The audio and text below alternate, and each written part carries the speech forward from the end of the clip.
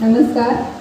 सर्वप्रथम आपण नवीन महिलेला समूहात कसं घ्यावं हा विषय झाला. त्यानंतर समूह बांधणी कशी करावी, ग्रामसंघ बांधणी कशी करावी आणि त्यानंतर प्रभाग संघ बांधणी कशी करावी हा विषय आम्हाला आमच्या या ग्रुपला दिलेला आहे.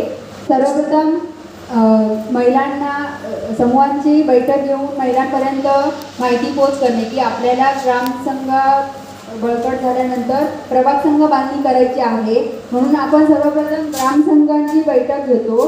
ग्रामसंघाची बैठक झाल्यानंतर ग्रामसंघ प्रत्येक समूहाला प्रभाग संघ बांधणी करण्याचा विषय सांगतो, महिलांपर्यंत पोच करतो माहिती व त्यानंतर प्रभाग संघ बांधणी होते. त्यानंतर ग्रामसंघाचा ठराव घेतो.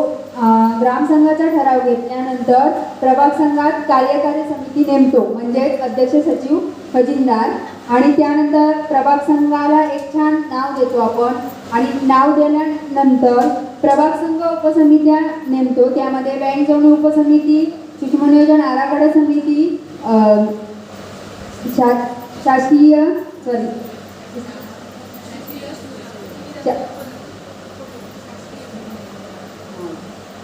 बँक जोडणी उपसमिती, सूक्ष्म नियोजन आराखडा समिती,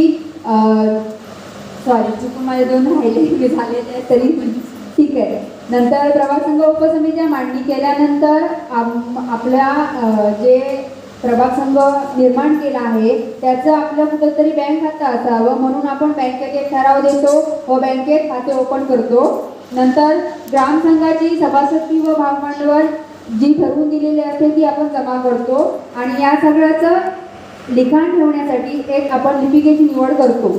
त्या खाली मी चित्र काढलं आहे. म्हणजे पहिलं महिला झाल्यानंतर समूह झाल्यानंतर ग्रामसंघ आणि ग्रामसंघ झाल्यानंतर प्रभाग संघ. म्हणजे ग्रामसंघ, समूह आणि महिला बळकट झाल्यानंतर प्रभाग संघही बळकट होतो. धन्यवाद. स्वागत.